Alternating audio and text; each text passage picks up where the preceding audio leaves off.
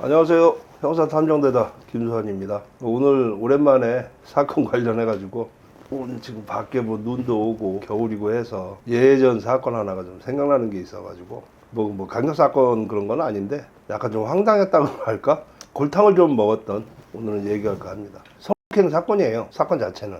이제 그 피해자가 강력팀으로 신고를 하러 경찰서로 직접 왔어요.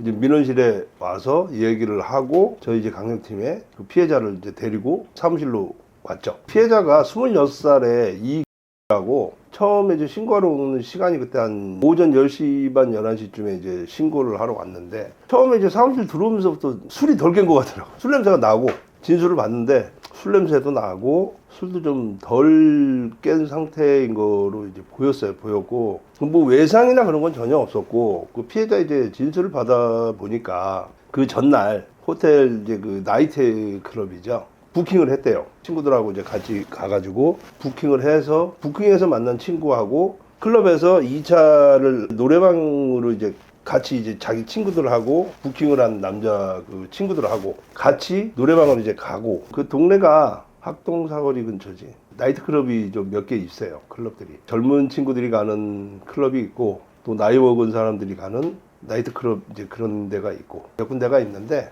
거기 이제 젊은 친구들이 가는 이제 클럽이에요. 십몇 년 전에도 양주 이제 술 한 병에 50만 원, 70만 원씩 했었어요. 적은 금액은 아니죠. 십몇 년 전에 그 룸 들어가려면 기본 이제 2병 정도 세팅을 해야 되고 했기 때문에 그 이제 클럽에서 만나 가지고 부킹을 해서 클럽 근처에 있는 노래방에 가서 같이들 이제 놀고 피해자하고 부킹을 했던 그 남자하고 둘이서 같이 3차를 이제 또 따로 다른 친구들하고는 헤어지고 옆에 있는 포장마차 이제 실내 포장마차 같은 데죠. 강남 이 노년이나 이쪽 같은 경우에는 예전에 제가 얘기도 했었지만 없어 그런데 다니는 아가씨들도 많고 해서 거기는 이제 실내 포장마차식으로 해가지고 음식점들이 꽤 많이 있어요. 밤에 24시간 하는 데도 많고 그러다 보니까 거기에 이제 가서 둘이서 이제 3차 이제 실내 포차에서 둘이서 한잔 하고 이건 피해자 진술이에요. 그러니까 피해자는 둘이서 술 한잔 먹을 때까지는 기억이 나는데 그 이후에는 자기는 기억이 없다는 거예요. 그래서 기억을 차려보니까 그 남자의 집이었고 정확하게 이제 그 집 위치는 모르고 나중에 이제 그 집에서 혼자 나와가지고 보니까는 그 신촌 대흥 광흥창 뭐 그쪽 그 노고산길 밑에 쪽으로 보면 거기에 이제 모텔들도 있지만 단독 주택식으로 이제 그런 빌라 이런 집들이 꽤 있거든요. 그 남자 집에서 잠을 자고 아침 8시 9시쯤에 본인은 이제 일어나 보니까 아무도 없었고 집에 그래서 그냥 거기서 자기는 옷 챙겨 입고 나왔다고 하는데 그 피해자 이 씨가 이제 진술을 하면서 호감은 있었고 저기를 했지만 뭐 성관계까지 할 생각은 전혀 없었다. 그런데 뭐 술이 취해서 잠이 들었든 뭐 어찌됐든 어떻게 이제 그 집에까지 남자 집에까지 갔는지 기억도 없고 그 눈을 떠보니까 옷은 이미 다 뭐 벗겨져 있는 상태였고 성관계를 한 그런 이제 자기 이제 느낌은 있었겠죠. 피해자는. 그래서 이제 그렇게 해서 자기는 당한 것 같다. 이게 아마 뭐 콘돔도 안 낀 상태라 정액도 아마 그 안에 있고 부랴부랴 이제 뭐 신고 일단 처음에 얘기할 때부터 정액이랑 뭐 이런 게 있다고 하니까 경찰병원이나 이제 이런 데를 가면 일반 병원에 물론 있지만 성피해 관련해서 병원에서 검사를 하는 게 다 있어요. 정액 검사부터 해서 DNA든 뭐든 하여튼 여러 가지 수사적인 부분이니까 속옷 같은 경우에 그런 거 이제 다 보관을 하고 그런 후에 이제 진술을 받았었는데 그 이제 피해자는 일관되게 이제 계속 주장을 한 거예요. 부킹을 해서 자기가 뭐 호감이 있어가지고 만나서 둘이 뭐 3차까지 뭐 술을 먹고 한 부분은 자기도 있지만 그 이후에 자기가 정신이 없는 틈에 그 남자가 자기를 집까지 데리고 가서 한 거다. 이제 이 피해자는 계속 이제 일관되게 주장을 하니까 수사를 하는 입장에서는 진술을 하고 피해를 당했다고 하면서 수사를 의뢰를 하니까 당연히 이제 그 부분에 대해서 일단은 우선적으로 그 남자를 찾아야 되잖아요. 근데 그 남자에 대해서 아는 거라고는 뭐 얼굴은 알죠. 얼굴은 아는데 얘기를 한 그 이름도 기억이 안 난다는 거예요. 본인이 뭐 술도 물론 마시기도 했지만 이름도 기억이 안 나. 나이도 피해자 얘기로는 20대 후반, 30대 초반 뭐 그런 정도로 아는데 하여튼 그 남자에 대해서는 아는 게 전혀 없는 거예요.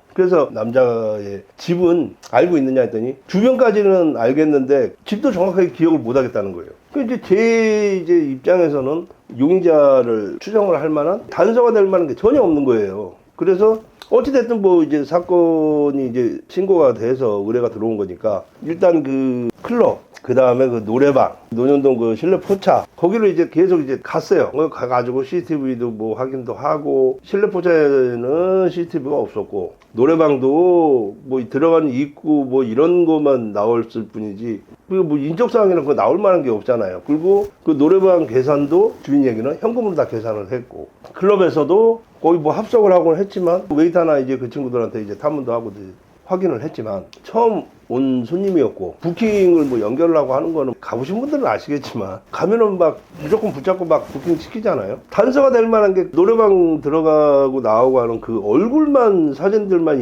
있을 뿐이지, 나머지 인적사항이 없는 거예요. 그리고 이제 그때 그 일행들, 피해자 일행들, 용의자 일행들, 그 일행들에 대해서도 그때 노래방에서 이제 같이 갔으니까 합석을 했었기 때문에 그 이제 피해자 친구들한테 물어봤어요. 피해자 친구들 중에서도 용의자 그 남자 그 일행들하고 또 이제 같이 또 마음에 서로 들어서 따로 이제 나간 친구들이 있나 했더니, 그 친구들은 다 이제 헤어진 거예요. 그 노래방에서 2차 하고 거기서 헤어졌고, 피해자하고 용의자는 노래방 끝나기 전에 둘이 먼저 나와서 실내 포차로 간 거예요. 이제 그런 상황이다 보니까 도저히 뭐 그 용의자에 대한 뭐 인적 사항이나 뭐 이런 걸 밝힐 수 있는 방법이 없더라고요. 그래서 마지막 이제 최종적으로 잠들었다는 그 남자의 집을 찾기 위해서 한 4일, 5일을 아마 헤맨 것 같아요. 그 주변을.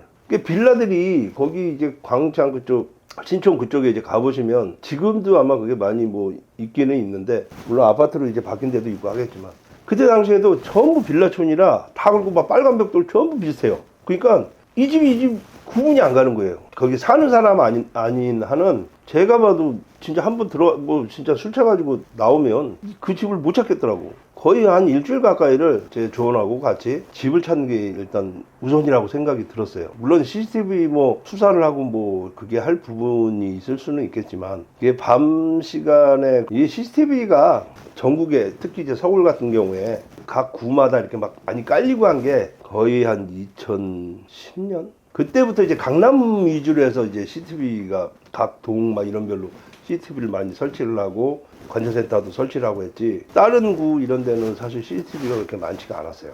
그래서 CCTV 자체로 수사를 한다는 건 사실 좀 제한적이고 힘이 많이 들었죠. 그렇다고 해서 뭐 그걸 용의자를 책정하기도 사실 힘들었고, 그런 상황에서 그나마 이제 찾았던 게, 용의자 그 남자 집이 4층인데 특이하게 그 4층 거기가 통유리식으로 이렇게 돼 있다는 거예요. 나와가지고 이제 한번 얼핏 봤는데 있던 데가 4층이었고 뭐 엘리베이터는 없었고, 다른 거는 기억이 안 나는데 4층이라는 거하고 겉에가 통유리식으로 돼 있었다는 거. 다른 빌라에 비해서는 좀 약간 특이한, 어쨌든 그 집을 찾았어요. 찾아가지고 그 집을 이제 들어갔는데, 이제 피해자는 당연히 이제 집까지 이제 확인을 했고, 4층이 두 집밖에 안 살았는데 그 두 집 중에 한쪽은 형제가 이제 살았고 한쪽은 부모님이 살았고, 빌라 이제 주인 집에서 이제 살았었는데, 형제가 이제 살고 있었던 그 집은 인기척이 없었고 그 어머니는 이제 계시더라고요. 그래서 이제 물어봤죠. 이제 처음에는 이제 그게 건물주인지 아닌지 우리가 모르는 상황이니까, 아 여기가 자기네 빌라고 요 앞에 있는 집에는 아들들이 산다, 아들 둘이 산다, 그렇게 얘기를 해서 뭐 때문에 그러냐 했길래 돌려서 얘기를 했죠. 이제 사람을 찾으려고 하는데 이제 수사를 하는 거기 때문에 경찰이라고 얘기는 했지만 뭐 100% 이제 확실한 건 아니니까요. 정말 그 용의자 그 부킹을 하고 강간을 했던 그 친구의 진짜 집인지, 아니면 진짜 뭐 친구나 누구 집에 그냥 잠깐 그렇게 해서 그런 건지 내용 자체를 모르니까 사람을 확인하려고 한다고 해가지고 그 엄마하고 이제 얘기를 하고, 아들들은 어디 갔냐 했더니 큰아들이 오락실을 했고 둘째 아들은 백수였어요. 근데 이제 나이대를 보니까 큰아들이 30대 37인가 그랬으니까 30대 중후반, 그 둘째 아들이 31인가 그랬으니까, 저의 이제 짐작으로 둘째 아들이 피해자하고 그런 관계가 있었을 것 같다라는 이제 생각을 했죠. 아들 둘 다 이제 결혼을 안 했고, 그래서 이제 형제간에 이제 그 집에서 살고 있는 거고, 큰 아들은 오락실 이제 거기 이제 나갔고, 둘째 아들은 어디에 나갔는지 뭐 모른다고 이제 한 상태라 일단은 알았다고 하고 나와서 그 집에 대한 이제 뭐 등기부등본부터 해서 주민등록등본 다 띄었어요. 그래야지 이제 그 인적사항을 알아야 되니까. 그 인적사항이랑 뭐 사진이랑 이제 다 이제 빼가지고 그 사진을 그 피해자한테 이제 보여주니까, 제 이제 예감대로 둘째 아들이라고, 이 둘째 아들이 자기가 만났던 남자라고 그 얘기를 하더라고요. 그래서 이제 인적사항이랑 이제 그거 다 뺐으니까 우리는 이제 그때부터 용의자 집에서 우리가 잠복에 이제 들어갔어요. 근데 이 새끼가, 새끼라고 하면 안 되지. 이놈아가 이틀이 돼도 집에를 안 들어오는 거야. 그렇다고 뭐 또 그 엄마나 누구한테 또 가서 물어볼 수는 없는 거고. 그 이제 핸드폰 같은 경우도 그놈아 이제 위치 그것도 이제 빼려고 핸드폰도 다 위치 추적도 하고 다 했는데, 이게 분명히 신촌에 있긴 있는데 같은 신촌이지만 그 홍대 쪽에 계속 이제 뜨는 거예요. 워낙 거기가 근데 사람이 많고 하니까 핸드폰 위치 추적 가지고는, 그때만 해도, 지금은 사실 핸드폰 위치 추적이 정말 정밀하게 진짜 가까워져서 바로 이제 찾아낼 수 있을 만큼의 그런 기술들이 다 돼 있잖아요. 하지만 그때만 해도 반경 뭐 300m, 500m 이래요. 그러면 홍대에, 그런데 그 사람, 그 젊은 사람들 엄청 많은 그런 데서 300m, 500m면은 뭐 건물 빌딩을 둘째 치고 도저히 그건 못 찾아요. 그렇게 해서는. 뭐 물론 길 가다가 운 좋게 지나가다가 얼굴 마주쳐가지고 찾을 수는 있겠지만, 찾으려고 해서는 진짜 찾기가 힘들거든요. 그러다 보니까 이틀 동안을 갖다가 잠복을 했는데, 이놈이 집에 들어올 생각을 안 하는 거야. 그래서 3일째 되는 날, 어찌됐든 새벽에 이제 들어오는 걸 잡았어요. 잡아가지고, 그놈아를 이제 그 집에 들어올 때, 거기 차도 있더라고, 그 새끼. 근데 새벽에 대리를 하고 이제 온 거예요. 그래서 차에서 내리고, 이제 집에 들어가려고 하는 걸 갖다가 이제 우리가 이제 잡아가지고, 서로 이제 데리고 왔는데, 처음 잡을 때부터 얘가 이제 막 엄청 막 반항을 하는 거예요. 자기는 절대 그런 일이 없다. 자기가 왜 간을 하며, 여자 친구들도 뭐 많이 있고, 자기가 진짜 뭐. 근데 보니까 애가 좀 뭐 그럭저럭 좀 이쁘장하다고 해야 될까? 여자들이 좀, 젊은 친구들이 좀 좋아할 만한, 호리호리하고, 도대체 누가 자기를 강간으로 신고를 했냐. 이놈이 적반하장식으로 계속 막 큰 소리를 막 치는 거예요. 일단은 신고가 접수가 됐고, 이 부분에서 피해자가 있기 때문에 서에 가서 이제 진술을 이제 하게끔 해서 수갑을 채우고 데리고 왔어요. 피해자한테 연락을 했죠. 대지를 해야 되니까 어떤 식으로 이제 했는지. 이 용의자, 이제 남자 같은 경우는 자기는 분명히 같이 서로 호감이 있어서 2차 노래방에서 둘이만 나와가지고 3차 가가지고 술을 한 잔 더 먹은 거고, 거기서 용의자애가 우리 집에 가자 하니까 여자애가 좋다고 해서, 그래서 같이 택시를 타고 자기 집으로 와서 같이 잠을 잔 거고, 들어갈 때도 뭐 순순히 자기가 다 따라 들어와가지고는, 피해자가 술은 취했다고는 하는데 분명히 그때 정신도 있었고, 자기가 잘 따라서 걸어서 들어와가지고 집까지 올라가고, 계단이 4층인데 거기까지도 잘 따라 올라와서 집에 들어와서 서로 관계를 한 거지, 건 아니다. 이놈은 계속 이렇게 주장을 하고, 근데 손목을 뭐 붙잡는다든가 비튼다든가 어깨를 짓누른다든가 목을 조는, 뭐 어떻게 몸에 이제 약간의 뭐 좀 강제적으로 한 그런 게 전혀 이제 외상 그런 게 아예 없었기 때문에, 뭐 하다못해 뭐 멍이라든가 뭐 약간의 그런 것 자체가 아예 없었기 때문에 사실 쉽지는 않았는데, 어찌됐든 피해자가 계속 강하게 이제 얘기를, 자기는 기억은 없지만 분명히 자기는 성관계를 원치 않았었고 자기는 당한 거라고 이제 주장을 해서 대질 조사를 하면서 이끌어냈죠. 그 얘기를. 이 친구는 어찌됐든 계속 이제 자기는 아니라고 이제 주장을 하는데, 어쨌든 판단은 판사님이 하시는 거니까, 일단은 피해자가 너무 완강히 이제 그 주장을 하기 때문에 이제 강간으로 해서 일단 영장 신청을 했어요. 영장 발부가 됐어요. 영장이 발부가 이제 되니까 그 친구는 물론 계속 이제 억울하다고는 했지만, 그때 하여튼 뭐 좀 성범죄 관련해서는 좀 강하게 처벌할 때라고 얘기를 해야 될까? 피해자 주장을 거의 뭐 받아들일 수밖에 없는, 이제 검사, 판사 다 마찬가지였었어요.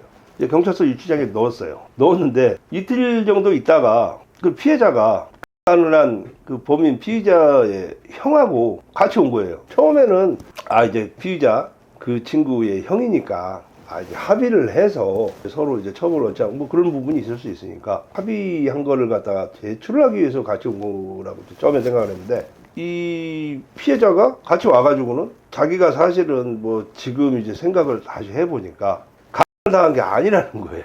얼마나 그 황당을 해요. 본인이 병원까지 가서 뭐 하고 뭐 잡아가지고 왔을 때도 계속 강간을 당했다고 주장을 했었는데, 이틀인가 지난 후에 그 친구 이제 구속이 되고 경찰서 유치장에 있는데, 이게 무슨 애들 장난하는 거, 이게 사람이 정말 뭐 진짜 교도소를 가고 하는 그런 문제잖아요. 일신상에 법적으로도 물론 전과지만 이거는 정말 이렇게 하면 안 되기 때문에, 혹시나 나는 그 피의자 형이 오락실 다 하고 좀 껄렁껄렁해요. 반건달 비슷하게 좀 약간 껄렁껄렁하고 노는 애 같아. 걔한테 혹시나 뭐 좀 저런 게 있지 않을까 해가지고 따로 피해자를 불렀어요. 피해자를 따로 불러서 둘이 이제 따로 얘기를 했어요. 내가 정말 강간한 게 아니냐 그랬더니, 강간한 게 아니라는 거예요. 혹시 뭐 그 형이 협박하거나 뭐 저기 해가지고 너 합의를 하게끔 해서 합의금을 많이 뭐 받고 뭐 이렇게 해가지고 너 그래서 혹시 그러는 거 아니냐. 정확하게 얘기를 해야지. 이거는 잘못하면 너가 도리어 처벌받을 수도 있다. 이거는 사람이 구속이 되고 하는 사건인데, 사실은 교도소나 이런 데서 제일 안 좋게 보는 게 사건을 제일 안 좋게 봐요, 범죄자들도. 그래서 이제 재차 계속 물어봤는데도 이게 기억이 난다는 거예요. 신고를 하고 뭐 범인 잡아올 때까지도 계속 당했다고 주장을 하다가 막상 구속이 되고 이틀 지났는데 지금에 와서 기억이 나고, 자기가 강제적으로 뭐 끌려간 게 아니라 서로 뭐 가서 성관계도 이렇게 한 거고 뭐 강제적으로 간 건 아니라는 걸 이제 기억이 난다는 거예요. 자기가 원해서 했다는 거. 그러니까 수사는 기껏 해가지고 정말 영장까지 이제 받아서 구속을 시켰는데 얼마나 황당해요. 이 부분에 대해서. 이 부분으로 해서 그러면 처벌 받을 수도 있다. 너가 만났던 남자를 갖다가 너 으로 신고를 해가지고 지금 구속까지 되지 않았냐. 너 무고죄로 너 처벌 받을 수도 있다. 얘기했는데 진짜 아니라는 거예요. 자기가 기억이 이제 났다는 거예요. 강한 게 아니라는 거야. 그 이제 뭐 어떻게 뭐 피해자가 아니라는데, 지금에 와서 아니라는데 검사한테 가서 뭐 사실 얘기를 했죠. 피해자가 지금 이렇게 와서 주장을 하는데 그러니까 이제 검사 입장에서도 무슨 그런 애가 다 있냐. 이게 지금 영장까지 다 나와가지고 지금 유치장에, 경찰서 유치장에 있는 애를 갖다 그러면 지금 무고죄로라도 그러면 걔 남자 피해자한테, 걔한테 그러면 무고죄로라도 그러면 하라고 해라. 지도 억울할 테니까. 그래가지고 알았다고 그러고 와가지고 억울하게 범인이 된 건데, 그 친구를 이제 불러내서 피해자가 너 강간한 게 아니라고 한다 물어봤죠. 너가 지금 억울한 부분이 있다면 피해자를 상대로, 여자를 상대로 무고죄로 너 처벌을 원하냐. 내가 이제 그런 부분을 갖다 이제 얘기를 했어요. 얘기를 하니까 내가 사건을 담당했었지만 화가 났던 게, 이 형이라는 놈이 동생한테도 면회해가지고 얘기를 하면서 야, 절대 그 부분에 대해서는 얘기하지 말고 무고죄가 됐든 뭐가 됐든 처벌 뭐 원치도 않고 그냥 없던 걸로만 해주라고 그냥 그렇게 형사한테 얘기를 해라. 이 형이 다 조정을 한 거야. 이 형이 다 조정을 해가지고 이놈도 그런 거 필요 없다는 거야. 그냥 자기 억울한, 자기가 이제 누명 쓴 거 이제 벗었으니까 풀어달라는 거야.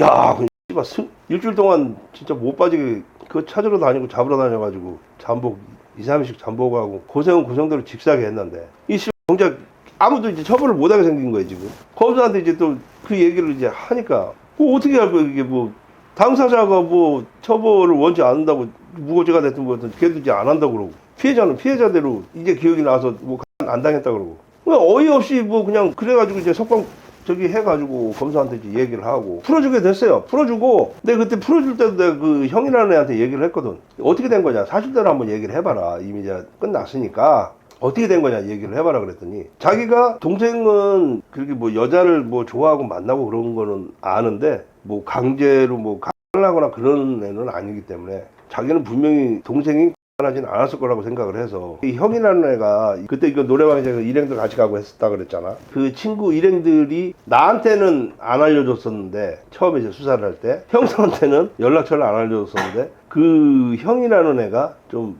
왈가닥이다 보니까 그 동생 친구들이 그 형을 무서워하는 거야. 그러니까 그 동생 친구들 중에 한 애가 그 피해자의 친구의 전화번호를 알고, 그 피해자 친구 전화번호를 알려줘가지고 그 피해자 친구한테 그 형이라는 애가 연락을 해서 만나가지고 같이 피해자를 만난 거야.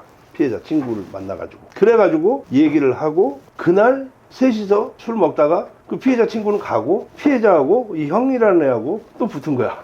그날 만난 날 얘기하고 해서 관계를 갖고 애인이 된 거야. 그 만난 날. 그리고 이틀을 같이 있고 3일째 되는 날 나한테 와가지고 피해자가 얘기를 한 거야. 나중에 이제 알게 된, 결론적으로는 피해자가 기억이 난 게 아니라, 기억이 안 난 거는 맞아. 처음에 신고한 거대 관계를 한 부분에 대해서도 기억이 안 나. 이 피해자는 원하고 원하지 않은 걸 떠나서 일단 기억이 없으니까, 자기가 뭐 관계를 한 그런 것 자체를 기억을 못 하니까, 여자 피해자는 기억을 못 했는데 형이라는 애를 만나서 그 형하고 이제 그 관계가 형성이 되다 보니까 어떻게 보면 거짓말을 한 거지. 기억이 난다고. 본인이 이제 기억이 난다고 거짓말을 한 건데, 자기하고 이제 관계를 했던, 강간을 했다고 했던 그 남자의 형하고 만나가지고 같이 술을 먹고 서로 이제 그거는 기억을 다 하고, 기억을 이제 안 잊어버렸으니까 이제 관계를 했겠지. 결론은 그 형하고 관계를 맺고 그 형의 애인이 돼서 그 형이 남동생한테 처벌 뭐 이런 걸 얘기하지 말라고 해가지고 결론적으로는 헛된 시간을 열이 넘는 그 헛된 시간을 공권력을 낭비를 했고 얼토당토 않는 그런 그 관계가 어떻게 되는 거예요 그럼? 전 여자친구이자 네? 형수네? 형수지. 아 그 뒤로도 계속 만나는 걸로 한 번씩은 연락이 왔었어요. 그 피해자가 잘 만나고 있대요 그 형이랑. 이왕 뭐 잘 만난다니까 관계가 어떻게 될지는 모르겠지만 그냥 결혼까지 잘해서 애 낳고 잘 살았으면 좋겠어요. 하여튼 그런 경우를 봤을 때 너무 좀 수사 그걸 접고 생각을 하면서 아 이게 정말 피해자 물론 피해자의 진술 이게 중요하긴 하지만 정말 억울하게 이제 그렇게 당하는 경우들도 있으니까 억울하게 당한 경우에는 당연히 그 부분에 대해서 수사를 하고 하는 건 맞는데 이런 좀 황당한 웃지 못할 이런 일을 한번 겪어보니까 100% 신뢰를 해서는 안 될 거라는 생각을 한 적이 있습니다. 좀 어이가 없었던 사건이었죠. 가장 좋은 방법은 물론 수치스럽고 내 몸에 더럽혀졌다는 생각 때문에 당연히 무서웠을 거 아니에요. 생명의 위협도 느꼈을 것이고 그러다 보니까 수치심이 일단은 제일 클 것이고 그러한 부분들 때문에 내 몸이 더럽혀졌다는 그 생각 때문에 빨리 가서 막 씻고 피해자들이 그런 분들이 많은데 당연히 이제 억울하고 수치스럽고 무섭고 그런 부분은 당연히 있는 거는 뭐 말할 것도 없겠지만 어떻게 해서는 그 범인을 잡아야 될 거 아니에요. 그 범인을 잡아야지만 내 억울한 그 부분에 대한 처벌도 할 것이고 제일 우선적으로 할 거는 속어 증거를 안 남기기 위해서 일부러 콘돔 사용하기도 하고 아니면 뭐 정액을 밖에다 사정을 한다든가 뭐 옷에다 담다든가 이런 경우들이 많아요. 옷이나 뭐 속옷이나 이런 거를 꼭 보관을 해서 112 신고를 제일 먼저 하시고 신고를 하시면 그 피해 센터가 병원들이 있어요. 거기에 가면 증거물로 다 이제 거기서 보관을 하고 확인을 하고 검사를 해요.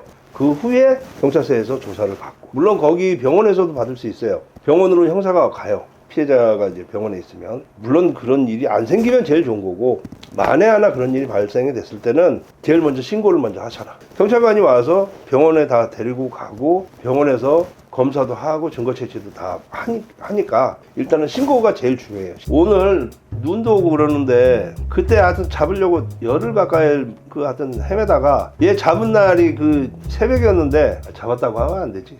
범인이 아니지. 어찌됐든 그때 잡은 날이도 눈이 엄청 왔었어요. 눈 오는 날은 이상하게 하여튼 잠복도 이상하게 눈 오는 날 같은 경우에 참 힘들어. 마음이 설레어가지고 눈 오는 날은 마음이 좀 그래요. 하여튼 연초에 새해 복 많이 받으시고요. 좋은 일들만 가득하시길.